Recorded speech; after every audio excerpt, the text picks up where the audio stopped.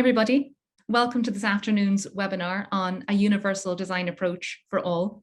My name's Niamh O'Shaughnessy, and I'm the Learning and Development Network Manager for Design SkillNet, which is the professional development arm of the IDI. Design SkillNet, together with the IDI, is delighted to host today's webinar in collaboration with the Centre for Excellence in Universal Design. And we sincerely hope that this is the first of many collaborations, and indeed possibly the start of a series or several events regarding universal design or design for all. There's a little bit of housekeeping before we start. I will ask you to please keep your video camera and your mic off or muted during the webinar. That just helps with streaming and with buffering and with recording. The webinar is being recorded, so I would just like to make you aware of that. We will be spotlighting the speakers from here, so we will be controlling that for you. Real-time captioning is being provided. To see the captions, you may need to click on the CC button at the bottom of your screen, and I will put that instruction into the chat box momentarily. There will be questions and answers at the end of the webinar. During the webinar, if you have any thoughts or comments or questions, do feel free to pop them into the chat box as we go, and we'll pick them up at the end. Thank you very much. I'm now going to hand you over to Ger Craddock. Enjoy the webinar.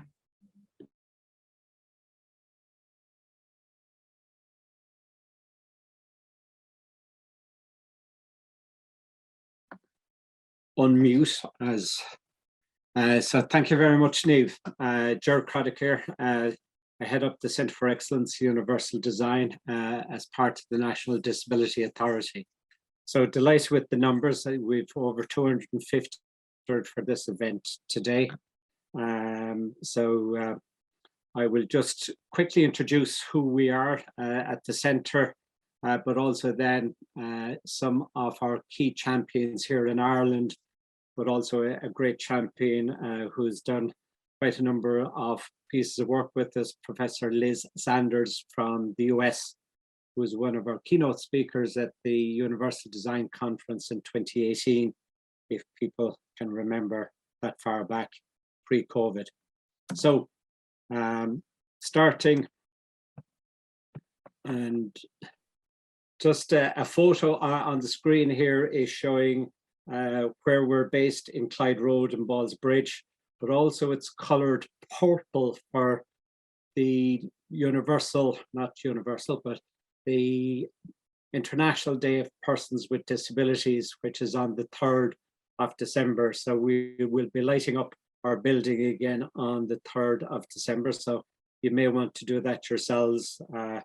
It started in Ireland and it has now grown significantly internationally on buildings being turned purple, a bit like St. Patrick's Day being turned green, turned purple. So important day in our calendar.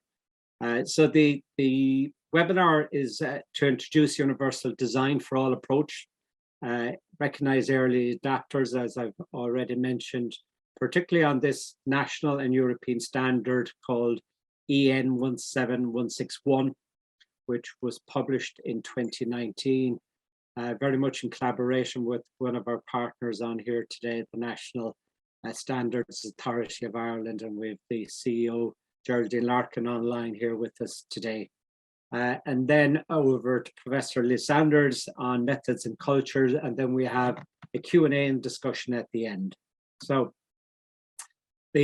what is the centre? It is looking at the whole area of the built environment. It's looking at product services, information communication technology, and how do we make it work for as many people as possible. And the image on the screen is showing Dublin Lewis, which we would say is pretty close to universally designed, both from the built environment, very easy to access, the dart itself, but also then the ramps onto the platform. Also the app itself is very easy to use and manipulate. So we would see it as a very good example from an Irish perspective of what is good design and universal design. So it is defined within our legislation, and keywords we talk about: can you access it, can you understand, and can you easily use be it a product, be it a service, or be it the built environment, be it access to a building, etc. So, and again, covering more than disability. A lot of people consider universal design is that not another name for disability. It's broader than that. It covers people of any age, size, ability, or disability. And a key piece of work that we looked at is how do we engage with diverse users? And people consider, well, that's lots of people. But if you're quite scientific in how you choose the candidates, and we talk about people from either end of the bell curve. So talk about extreme power users or novice users of technology or of a product or of a service, and how they can inform a better design of that product or service. And it can relate significantly to a large proportion of the population. So this has been scientifically proved internationally, but also work that we've done here in Ireland. Very much connected to the Sustainable Development Goals, which is a very hot topic internationally as well as nationally. So it is about how do we engage with diverse users in creating a more equitable and more, I suppose, accessible environment, and it cover your local community right through to education. So very connected universal design and sustainable design as we try and design, I suppose, better futures, not only for ourselves, but for the next generations to come. The standard itself was in development, and James Hubbard, who's on the call here, was the chair of this working group at European level over 2 to 3 years to develop this standard. So how do we get a whole organizational approach on continuous improvement to achieve accessibility and usability outcomes? Very connected to ISO 9000 series. So it dovetails with all the key elements within, as you can see in this graphic, the next graphic, which is a laser print of the first image in this European standard, showing the key areas and the key elements involved in creating an organization that is more equitable, but also applying universal design processes right across the organization. And we have 2 early adapters of that, one from services, the ALONE organization, and the other a product design company called Dolmen that we will introduce very shortly. So in a moment, I will hand over to my director, Dr. Aidan Hartney, who's director of the National Disability Authority, to introduce Sean Moynihan, who's the CEO of ALONE. And following that, I will introduce Geraldine Larkin, who is the CEO of the National Standards Authority of Ireland, who will introduce Ronan Murphy, Senior Designer with Dolmen Design, and an award-winning design called REVO in the next couple of minutes. So on that note, I won't delay. I'm going to hand over to Dr. Aidan Hartney to introduce herself, but also Sean Moynihan from ALONE. So thank you for listening, and over to you, Aidan. Thank you very much, Ger, and good afternoon to everybody. I'm delighted to be here this afternoon and to welcome you all. So I'm very pleased to be here with the Institute of Designers Design SkillNet webinar on behalf of the National Disability Authority to recognise, as Ger says, an early adopter of the European Standard 17161, accessibility following a design for all approach, extending the range of users. It's quite the mouthful, that title. But I have the honour of being the director of the National Disability Authority, And as many of you may know, we are a statutory body that provides advice right across government on disability, policy, practice, and related matters. And as you've been hearing, within the NDA, we have the Centre for Excellence in Universal Design, and they have the very important and challenging role of promoting universal design across government, academia, and industry. And as Ger has explained, the key areas are the built environment, products and services, and ICT. And the Centre has participated as experts in the development of many national, European, and international standards related to universal design and accessibility. So in that light, we were very pleased to engage with ALONE as part of our initial activities to guide on how 17161 could be implemented in organisations. ALONE integrated the standard into its design activities in a project to improve services for older people. And since then, they've extended beyond that to use the standard as a framework to inform their whole organisation's approach to managing accessibility.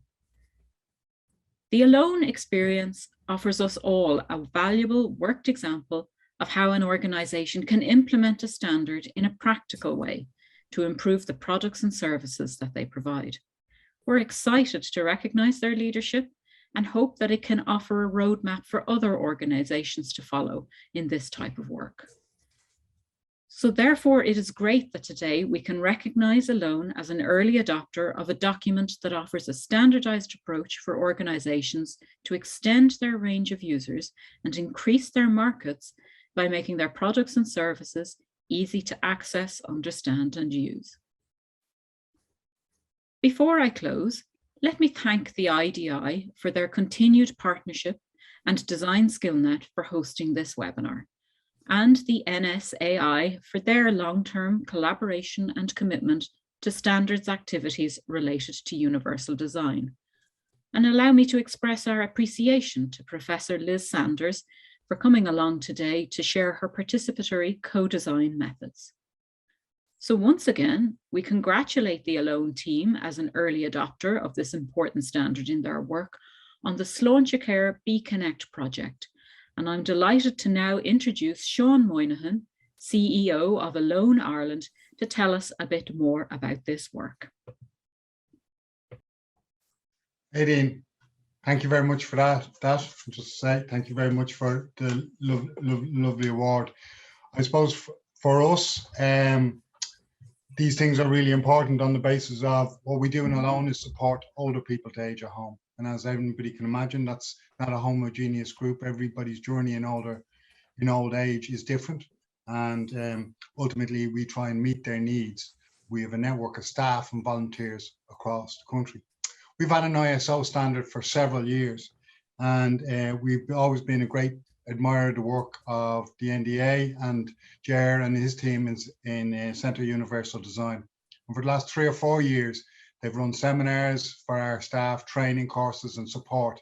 Ultimately is so we could build on the ISO we had to make our services working more towards the universal design for all. I think there's always pressure in organizations when you deal with a broad cohort of people, if older people had dementia, would we create different services or structures for that? If people had disabilities, hearing, sight loss, frailty, mental health, that we would change, we start restructuring to do this rather than create a situation where all older people come to us, that we have trained and systems and we communicate in a way that everybody can use their services regardless of either their skills, abilities, or maybe some of the challenges they face.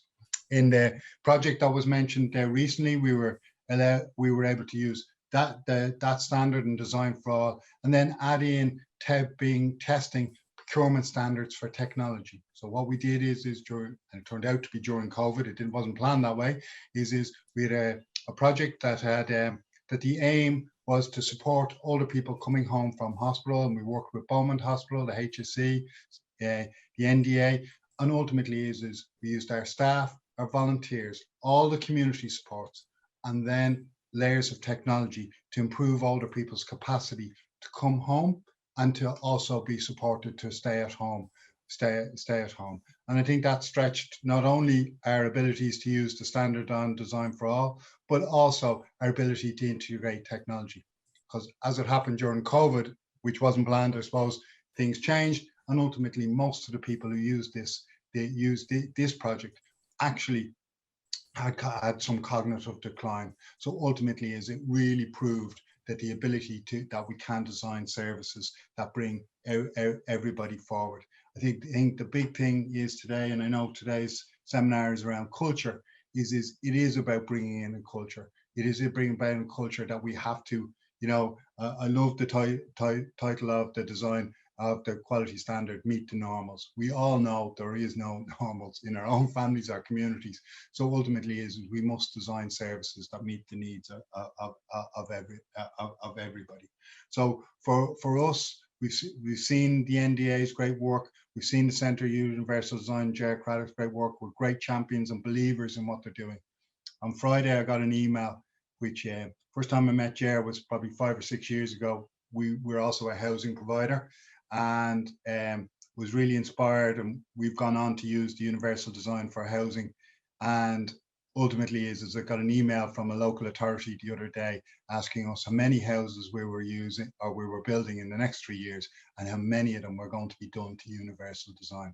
So it shows that from seminars like today, from the efforts of people going forward and working together, things do change, and we can improve the lives of all of those who come to us. So thank you very much again today for nominating us and for this award, and we very much appreciate it. And one last thing I need to do is I suppose I'm the CEO, but behind me, operations who look after quality, the Be Connect team, and so many service staff and other staff really are the ones who deliver this and ultimately is provide the services and the improvements to the older people who come to us. So thank you again. Right, thank you very much, Sean, and thanks, Aideen, for that. Yeah, great work being done there by Alone. And without further ado, I'm going to call on Geraldine Larkin, who's the CEO of NSAI, National Standards Authority of Ireland, who we also have a long relationship and partnership with over a number of years. So over to you, Geraldine. And thanks very much, Ger, and good afternoon, ladies and gentlemen. I'm delighted to be here at the Institute of Designers Design SkillNet webinar, along with the National Disability Authority, to recognise Dolmen Design and Innovation as an early adopter of the European standard 17161 of 2019, accessibility following a design for all approach, extending the range of users. And I think it's important to keep emphasising that long title because it does emphasise what we're about. And listening to Sean, I'm very proud to be the Chief Executive of the National Standards Authority when I hear the impact of the standard beyond our work. Because through the use of standards, we aim to complement and support the goal of making Ireland the best place to live, to work, and indeed the best quality of life possible. And a special focus of our work is the role of innovation in achieving these goals, and especially the role and importance of design within innovation. And of course, Ger, you mentioned the sustainability goals, and all the work that we do is underpinned by the SDGs. I want to commend the staff from the Centre for Excellence in Universal Design at the National Disability Authority for their participation and leadership as experts in the development of many standards related to universal design and accessibility. Because accessibility and usability is shifting from being optional to becoming required, and it's based on a universal design for all approach. If I take, for example, our national standard, IS 374 of 2019, a standard that relates to customer communications for utilities, again, a universal design approach.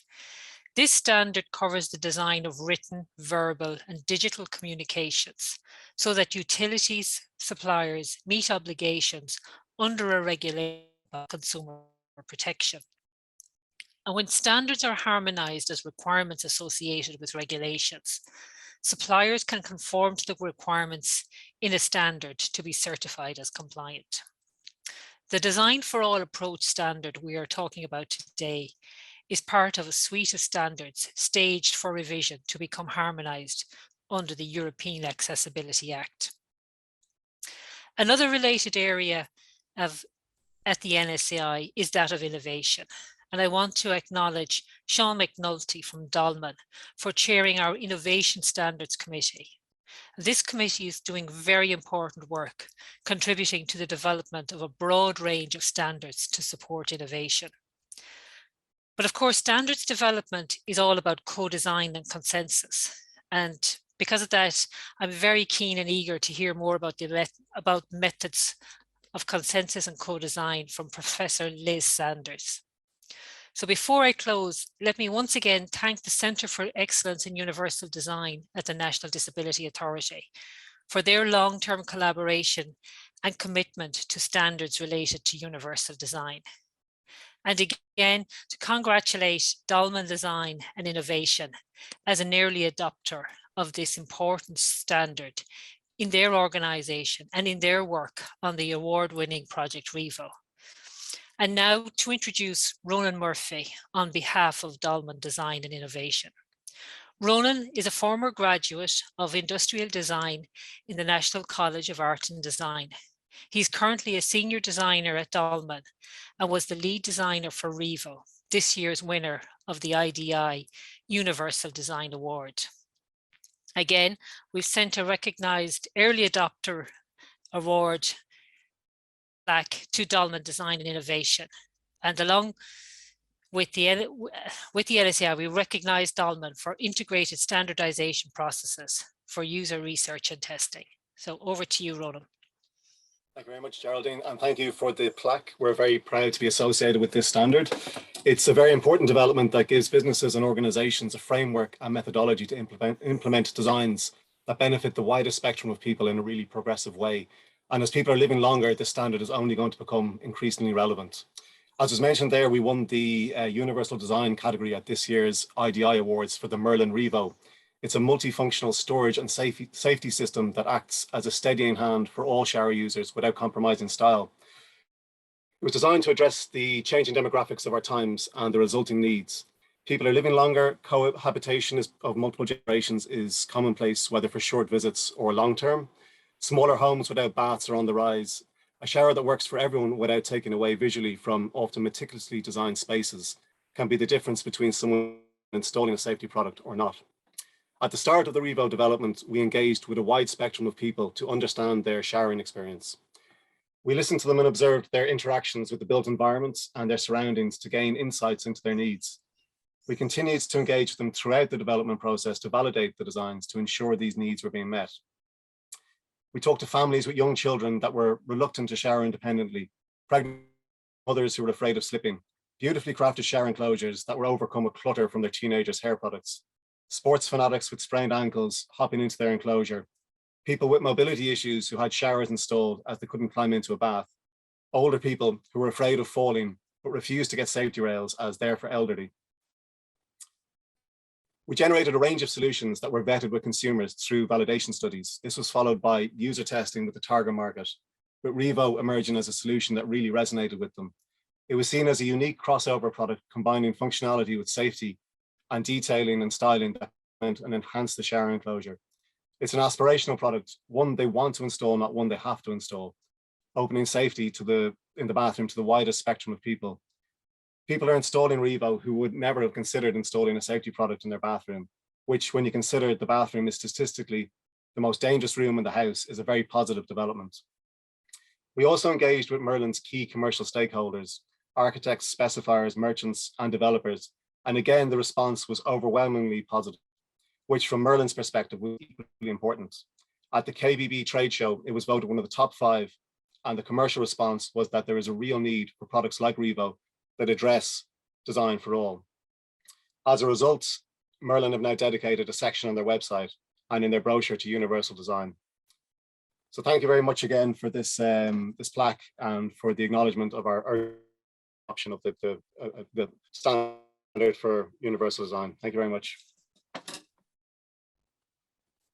Great stuff. Thank you, Geraldine, and thanks, Ronan.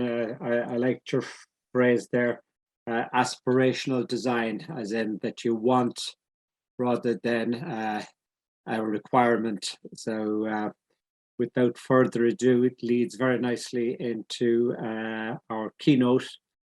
Professor Liz Sanders, as I said, was one of our keynotes at our Universal Design Conference back in 2018, and was much praised by a lot of the participants. And so we're delighted to have Liz virtually back here with us again today. And I think Liz will introduce herself. So over to you, Liz.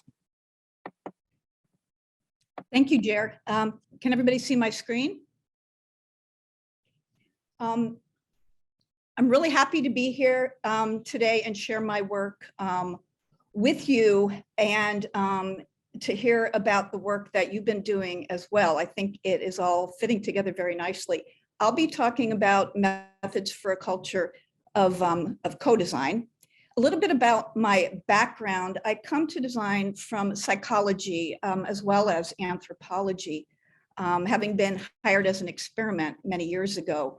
So I've been working in industry for 40 years and teaching design, design research in particular for 30. I have been doing both simultaneously for the last 30 years. There's a picture of the book that I've co-written called Convivial Toolbox, and you'll see that there's a hyperlink there if anyone is interested in publications that I've written. So what is co-design? Co-design is an approach to the discovery, definition, and design of products, systems, services, and environments that invites the end users into the design process as active participants. This approach leverages a combination of unique methods and tools that help us gain insights about people's experiences, as well as their latent, their dreams, and their aspirations. Now, what does co-designing look like? These images show sort of the beginnings of a co-design workshop. The image on the left is a very large set of visual three-dimensional materials as well as photos that people use to express ideas about hand hygiene. The photo on the right shows a table set up for a workshop in learning how to use two-dimensional and three-dimensional materials as design research stimulate. And here's what it looks like in action. On the left, you'll see a number of people around a table with a selection of photographs, shapes, and phrases for, and what they're doing then is collectively creating an image for the future. On the right, you'll see the image that's been created, as well as someone presenting then what the image made, what the intent was behind the making of this image. So this is a collective innovation type session. So co-designing makes a lot of use of visual tools and materials. Now, who should be involved in co-designing? Here, everyone who has the potential to impact the design, including the domain experts. That statement is also true about traditional forms of designing. But in co-designing, everyone who will be impacted by what is designed should be included, and this would mean the experts of the lived experience. So in co-designing, we're assuming that, for example, the elderly people aging in home or people living with a disability are included in the design process from the start. And so here's an image of co-design in action. In this situation, we have nurses using a small scale toolkit to create what you'll see on the right is ideas for patient rooms of the future.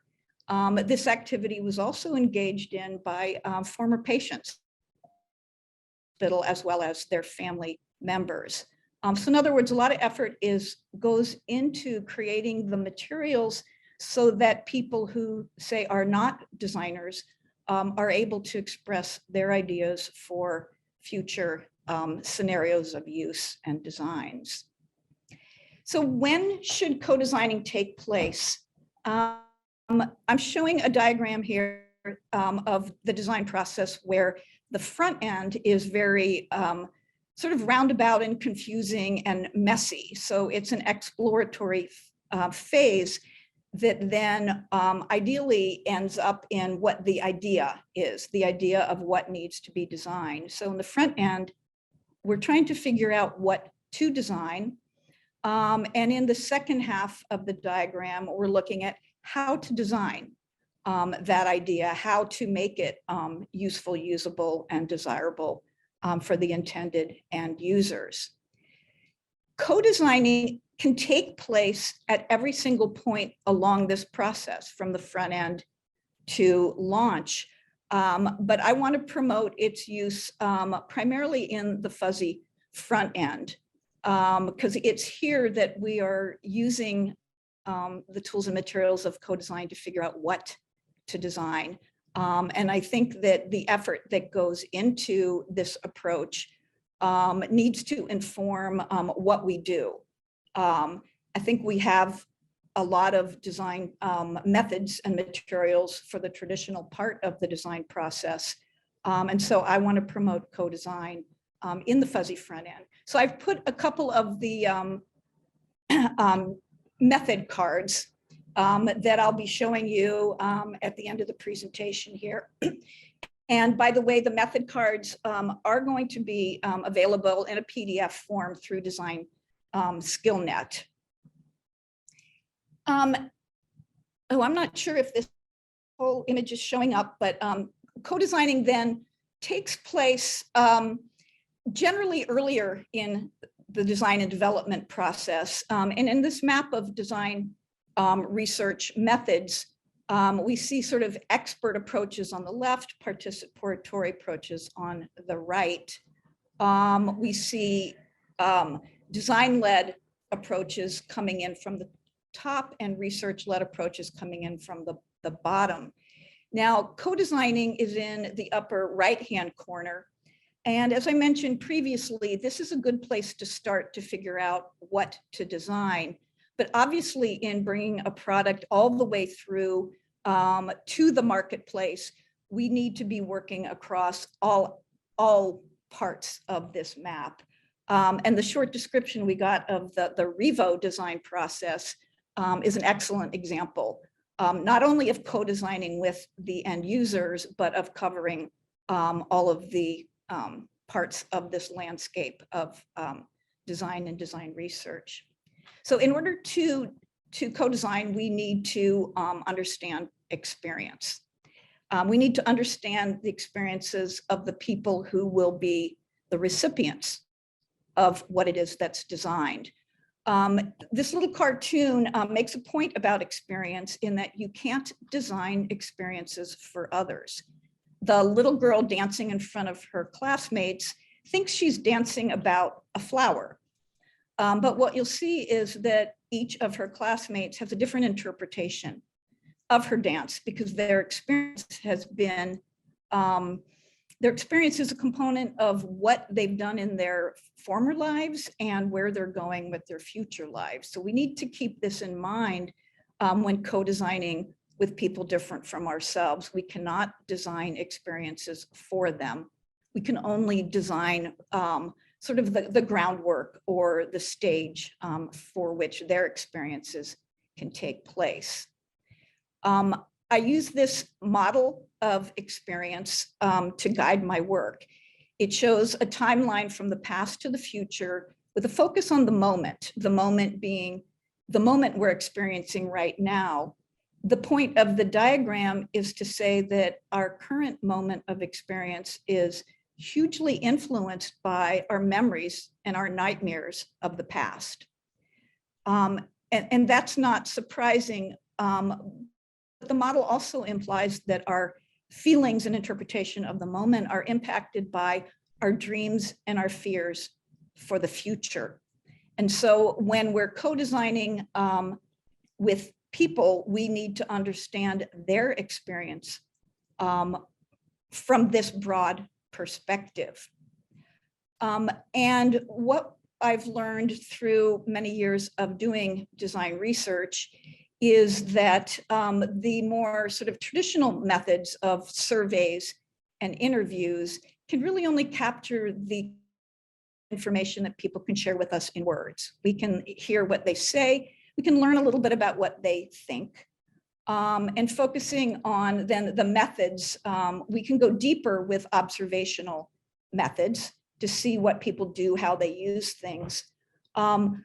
But the real ability then to get into people's hearts and minds, to get access to how they know things, how they feel, how they dream about the future, requires a different kind of approach to research, and one that I'm trying to capture here with the method cards that I will share with you.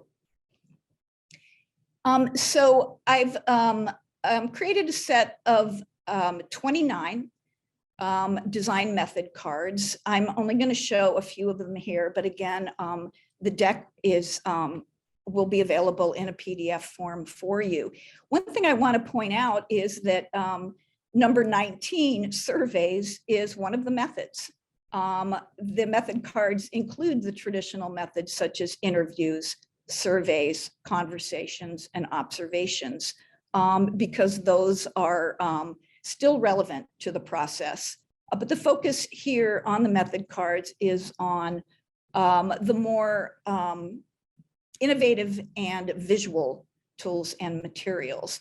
So let me, there's a framework that the design method cards are organized into, and each card, then there's an indication of whether the activity is appropriate for individual one-on-one sessions or collective group sessions, whether the method captures what people say, what they do, what they make, what they tell, or what they enact, as well as an indication of whether the method captures past experience, present, and or future. So this is, I'm not going to go over this for each of the method cards that I share, but maybe this is a point at which we can meet again in the future and learn more about how the framework then helps us decide what method to use at what point in the process. So here's exploring self-perception. You'll see in the image on the right is a triangle with images and words in it. What we do here is provide a toolkit of photos and words and ask our participant then to place the photos in the triangle to express how they see themselves. The top of the triangle shows how they most themselves, and so on. Images that describe how they do not want to be seen would be placed outside the triangle. So the participant creates the self-perception triangle and then shares it with us. So we see in pictures and words a lot of what they feel, but they might not have been able to share with us through more traditional means. The persona poster, I think especially the designers in the audience may be familiar with the persona as a design tool. Here we're using the making of a persona poster as a co-design method. So the participant here is making a poster about themselves as a persona. So as you see, the image on the right shows a person creating this poster from the materials that have been provided, and the image on the right shows a close-up of her poster where she's explicitly outlined for us her fears and dreams about the future. Collective experience mapping. This is a group activity, and the image on the left shows two endocrinologists using a large toolkit to describe first the patient-doctor journey during a visit with patients who have type 1 diabetes. So they've mapping out, the endocrinologists map out the current journey, and later on they have an opportunity to map out an ideal journey by collaborating with young people who have type 1 diabetes. So again, a very visual way, and then they present what they've made through this method. Improvisation. This goes way back. Using it as a co-design method is a way of getting people's bodies and embodied cognition into the design process. So improvisation is asking people to act out scenarios of use. In co-design, a lot of times we're asking people to create improvisational scenarios about the future.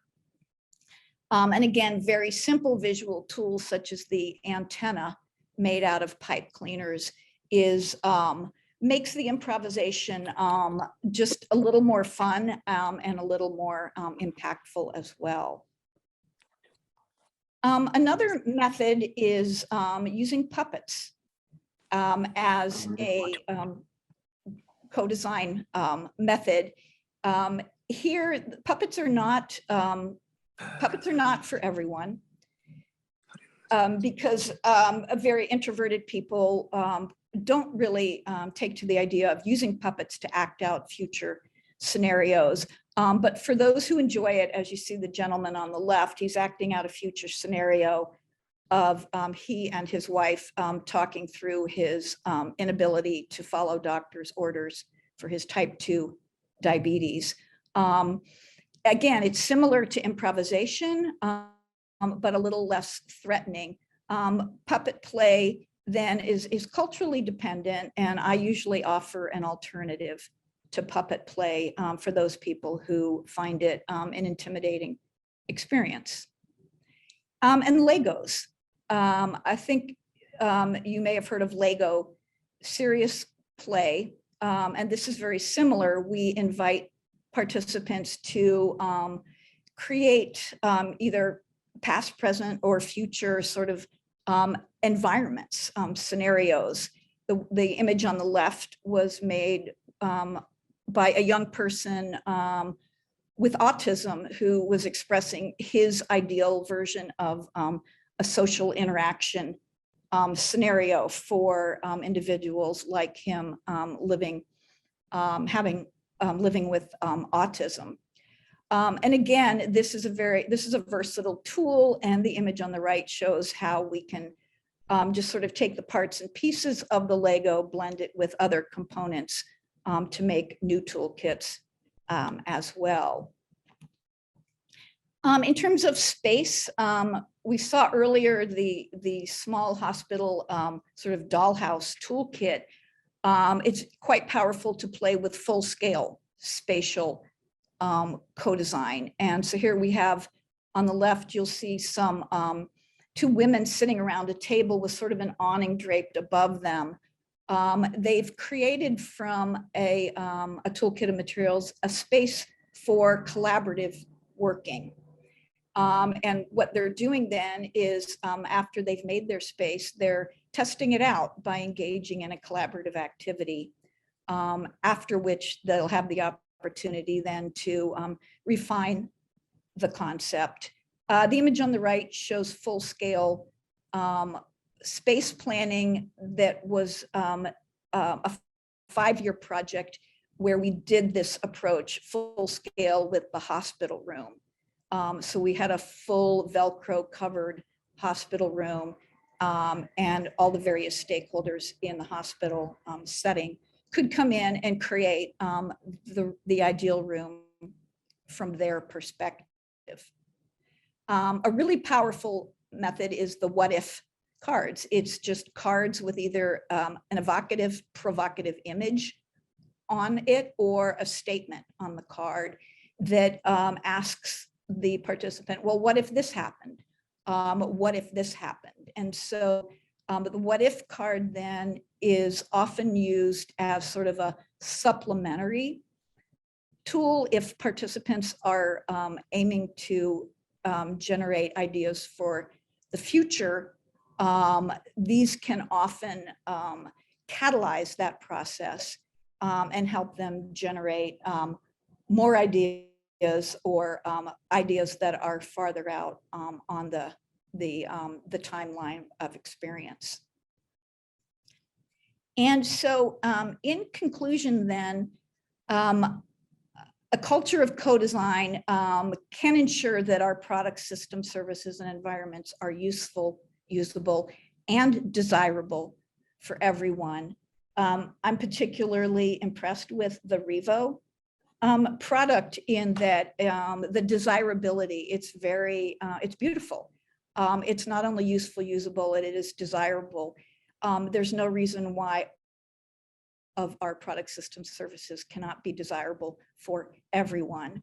And so in conclusion, I propose that a culture of co-design will enable us to design for all by ensuring that we are designing with all. So I think that is my presentation, and an accessible version of the PowerPoint will be available through Design SkillNet should anybody be interested in that. So I'm going to leave my screen on, I believe, for the Q&A. Very good. Thank you very much, Liz, for that. Fabulous, as in, I think your last slide summarizes moving from designing for to designing with, being kind of that cultural shift that we're advocating it very much under universal design and co-design, participatory design. We see them very interchangeable. So very thought-provoking, and I'm going to hand over to Charlotte Barker, who is the CEO of IDI, who's going to lead out on the Q&A session. So thanks again, Liz. Talk to you in a minute. Thank you, Jen, and thank you, Liz. So yes, I am here to facilitate all of your questions. So feel free to pop them in the chat. I'll keep looking to see if any come in as I'm talking here now. But a fantastic introduction to universal design and co-design, I think, for all of us. So I'm Charlotte Barker. I'm the Chief Executive of the Institute of Designers in Ireland.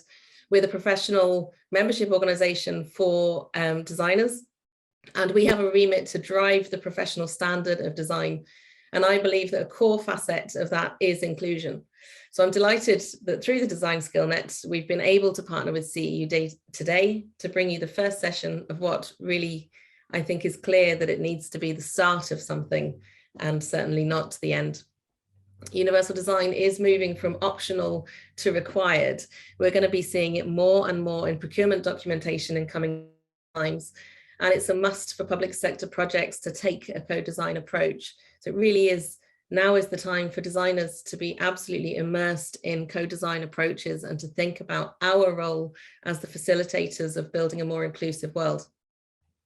Earlier in the year, the IDI partnered with the Irish Architecture Foundation and the Design and Crafts Council on the New European Bauhaus Initiative, which is an initiative of the European Union with a remit to designing a post-COVID world that is sustainable, aesthetic, and inclusive. So now is the time for design to really prove its power. And I loved hearing Sean and Liz both talk about the culture of inclusion. That's exactly what we want to promote and drive forward through excellence in design. It's time now to go beyond the survey and consider how we take a strategic co-design approach to our work. It's challenging when under time and budget constraints, but it is a necessity. So with that in mind, I'm going to start with my first question, which is to Ronan in Dolmen, and I must also congratulate you as an IDI award winner. How do you feel we need as designers to convince clients of the need for a co-design approach? Thank you very much, Charlotte. Yeah, that's a difficult one, I guess, because it depends really on the clients. I think you can convince them of the need for it and the approach, but for a consultancy to work with someone, it's, you know, there's always the kind of financial constraint and the cost of research that's involved. I think getting the message out there, you know, if they can implement those approaches within their own organization, I think, you know, that'd be really important. And events like this are brilliant for doing that and kind of raising the awareness of it. But I think once you kind of, you know, when you hear the story and you also hear the potential commercial implications as well, where you can open up your market to a much broader audience. I think, you know, it's almost a no-brainer, but it's just that question from our perspective with clients. It's trying to convince them, you know, that it's worth that financial investment at the beginning of the process. So there's always that kind of that difficulty, I guess. Yeah, absolutely. I think convincing clients of many things is often difficult, and it often is placed within a framework of time and budget, unfortunately. But I think it's, you know, we're very much in a place where we need to play the long game and work with clients to understand the future implications, I think, of the work that you're doing. Thank you. Liz, a couple of questions here for you now. I think often it can be quite overwhelming for designers to know where to start. And I think looking at your card deck, it's phenomenal for you to be able to make that resource available. So thank you very much for that. How would you suggest we decide which cards to use? Do we use them all? Do we? Where do we start? That's a big question. Actually, having a good feeling and understanding of what to do when takes it takes a lot of experience. Now, what I found is, and especially with teaching students, the cards you'll notice they don't tell you exactly how to do anything in detail. The cards are inspirational. And so I found that using the cards as sort of idea generators is a good way to start. So you might be, you might kind of be able to describe your objective and then go through the cards and see, well, which ones might make sense. And so the coding, the framework coding then helps because it points out, well, this one might be good for a group of people thinking about the future, for example. So I would say a place to start is play with the cards, imagine using them, but then make them your own, use them in your own way, and just keep start with small pilot tests on friends and family, and keep working up until you feel more comfortable. But I would say the cards have been really helpful as inspirational starting points, catalysts. Yeah, and I imagine you're absolutely right. You know, the skill of facilitation is something that needs to be practiced as well. It's important, but the tools, I'm sure, are a fantastic jumping off point. Exactly. That's brilliant. Thank you very much. I have a couple of questions then for Sean in Alone, if you are there. I just wanted to see, did you, I have a question, and then there is a question from a delegate here as well. I'll do theirs first. Can you give some examples of universal design that you have adopted? And one question that I had was whether you came up against any particular challenges in implementing the standard, and if so, what were they? Well, I think one of the biggest areas we've looked at universal design, so both in buildings and services. So just to take buildings, we're developing 2 or 3 new sites of housing, especially with a special focus with housing with on-site supports. And so though the elements of design there is all about universal design of the buildings, and part of that has had a co-design element where we've actually talked to potential service users, older people who may use that housing in the future.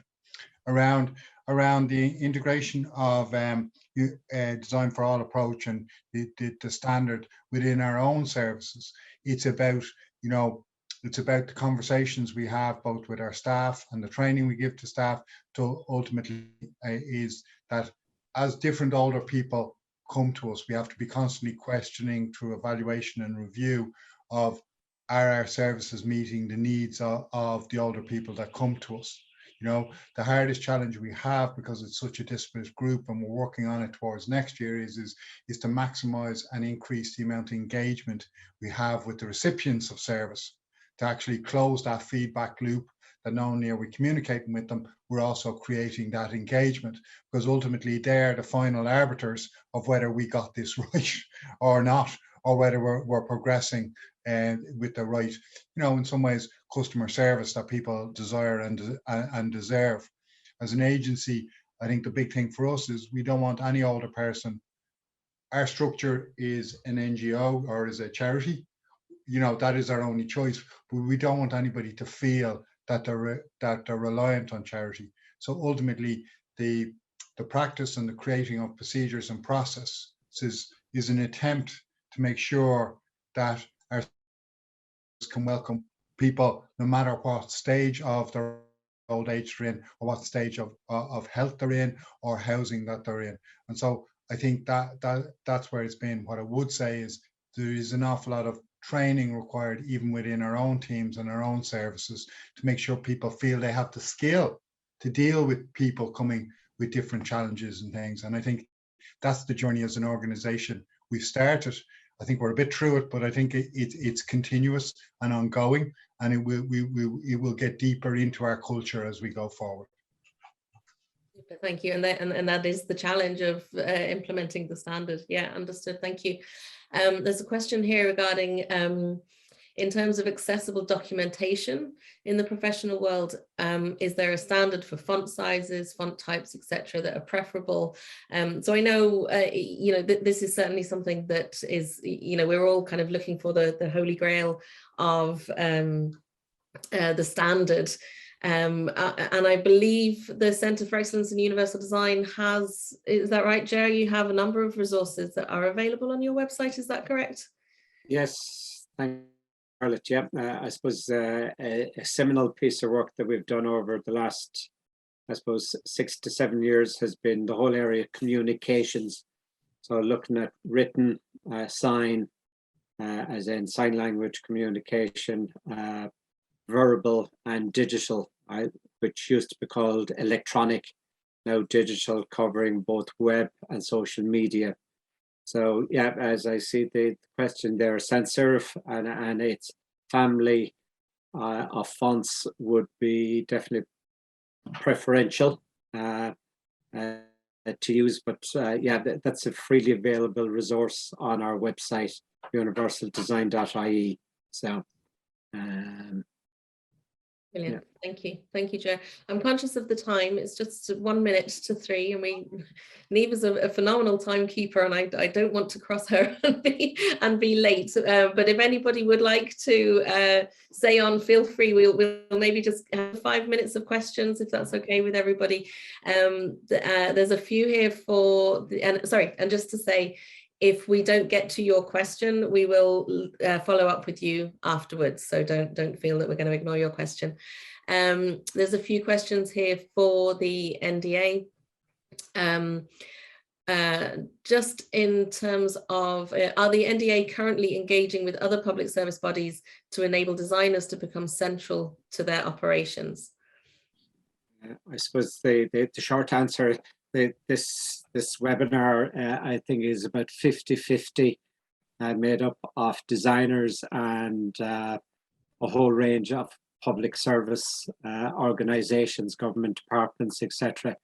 But as I mentioned just previously, there the communications toolkit was developed with Department of Public Expenditure and Finance, and they have become a strong advocate on looking at design as part of their approach, particularly in the whole area of innovation.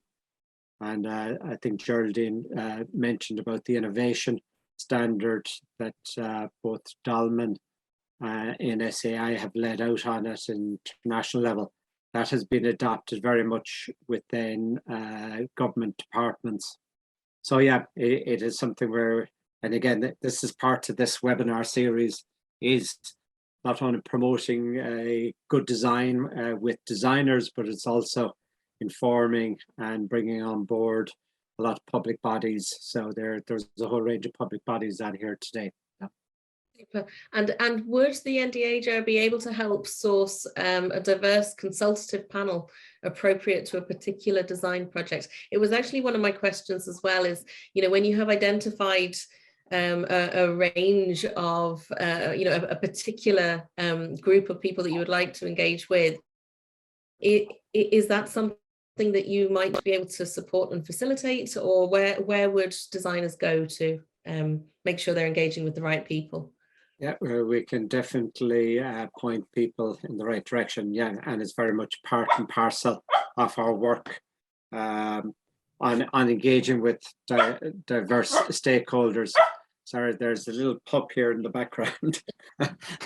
That's okay. No problem. I've some questions for Liz in the meantime. That's the answer is yes, so that's super. Liz, just a question here. Would you be able to give an example, please, of a context in which you might use the what if cards?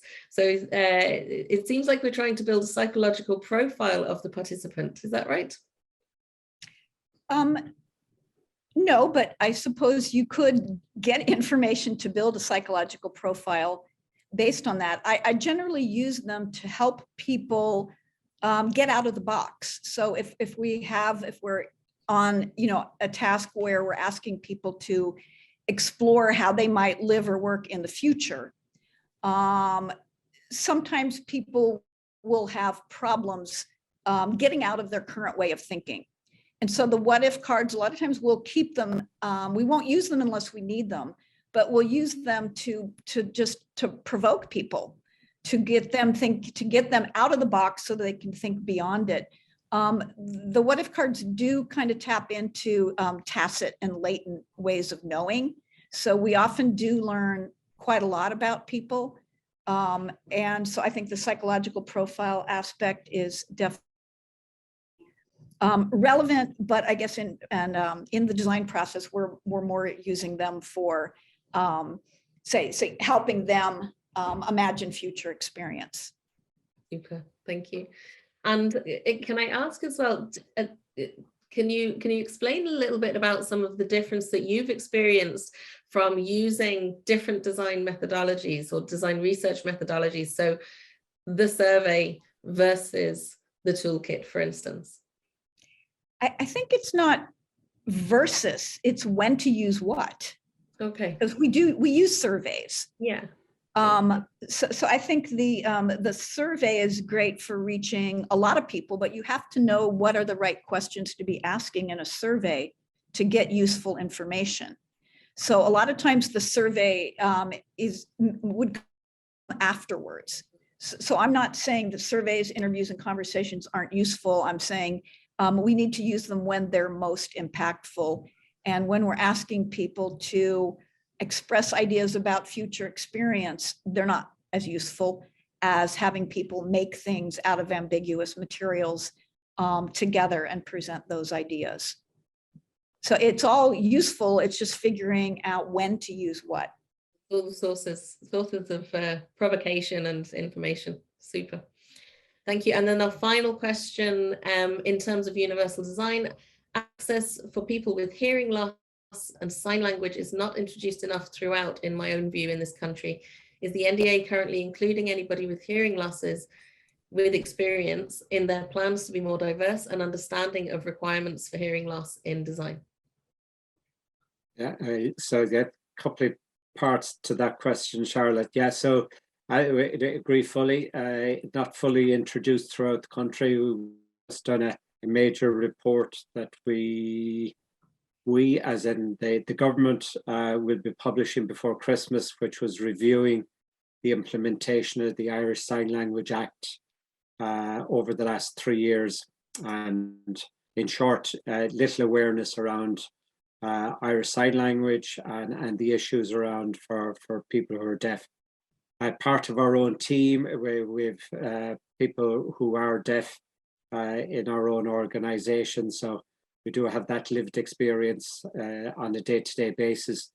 But yeah, in every project, we engage with people who not only have hearing loss, but also who are deaf, which is quite different. So it is, and again, we revised the toolkit in 2019 to include Irish Sign Language as part of that. So yeah, it's ongoing. That's super. Well, I think that's all the questions from me at the moment. If it's possible, Liz, would you mind unsharing your screen? And if the participants don't mind, we'd love to just take a screenshot. If you wouldn't mind turning your camera on, if you're comfortable in doing so, just to capture, you know, how many of you are here. We're absolutely delighted with the attendance today and the interest in starting the conversation around universal design in a broader industry context. So thank you all very much for being here. We'd love to just quickly take your picture. You'll be this big. Wait, should I stop sharing? Yes, please, Liz. Yeah. Okay. That's great. Look at these fabulous faces. Fabulous faces. Just give us one second, guys, and we'll I'm just unspotlighting on my end so I can get a nice gallery, a gallery view going of everybody. That's super. Give me 1 sec.